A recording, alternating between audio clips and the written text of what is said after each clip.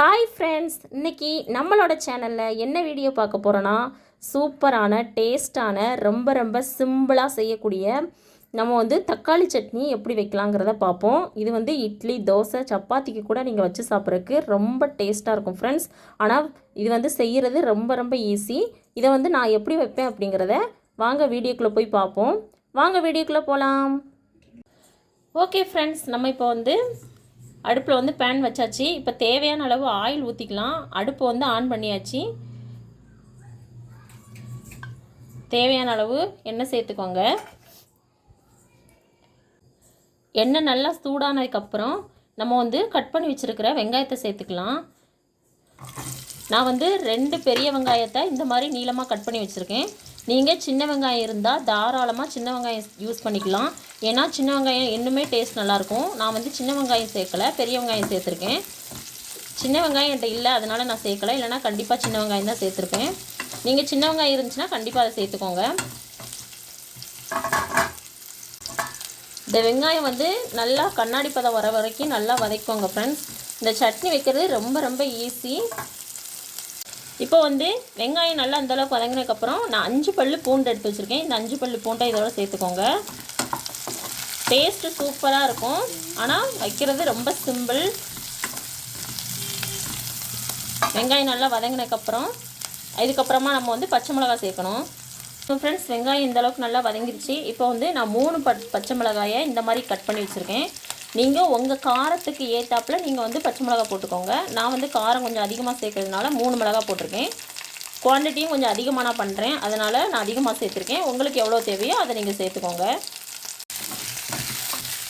பச்சை மிளகா போட்டு நல்லா கிளறி விடுங்க ஃப்ரெண்ட்ஸ். ஓகே ஃப்ரெண்ட்ஸ், வெங்காயம் நல்லா வதங்கிருச்சு, பச்சை மிளகாயும் நல்லா வதங்கிருச்சு. இந்த ஸ்டேஜில் நம்ம தக்காளி சேர்த்துக்கலாம்.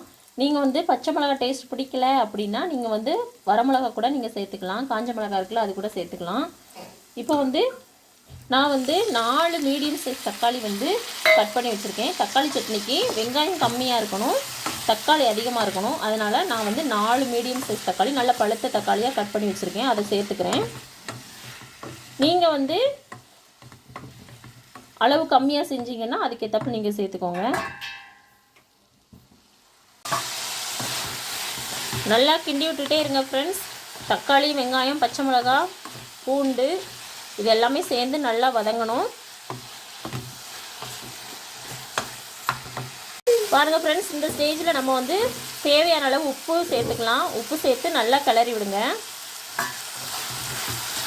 நல்லா கிளறி விட்டுட்டு கொஞ்ச நேரம் அப்படியே வச்சுருங்க.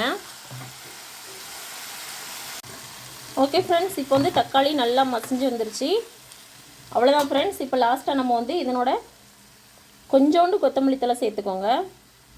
இது ஆப்ஷனல் தான், வேணால் சேர்த்துக்கோங்க, இல்லைன்னா வேணாம். நான் சேர்த்துருக்கேன். இந்த மாதிரி சேர்த்து கிளறி விட்டு அடுப்பை ஆஃப் பண்ணிடுங்க. அவ்வளோதான் ஃப்ரெண்ட்ஸ். இப்போ நம்மளுக்கு தக்காளி சட்னி ரெடி ஆயிடுச்சு. இது ஆறையும் நம்ம மிக்ஸி ஜாரில் சேர்த்து நம்ம அரைச்சி எடுத்துகிட்டு வந்துக்கலாம்.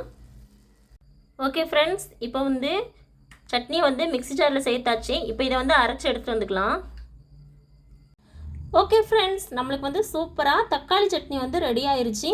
இது இட்லி, தோசை, சப்பாத்திக்கு கூட நீங்கள் வச்சு சாப்பிட்றதுக்கு சூப்பராக இருக்கும் ஃப்ரெண்ட்ஸ். இது ரொம்ப ஈஸி செய்கிறதுக்கு, ஆனால் டேஸ்டி சூப்பராக இருக்கும். நீங்கள் இது வீட்டில் எப்படி இருக்குன்னு ட்ரை பண்ணி பார்த்துட்டு எனக்கு கமெண்ட்டில் சொல்லுங்கள் ஃப்ரெண்ட்ஸ். மறக்காமல் நம்ம சேனலை சப்ஸ்கிரைப் பண்ணிக்கோங்க ஃப்ரெண்ட்ஸ். பெல் ஐக்கானை கிளிக் பண்ணிக்கோங்க.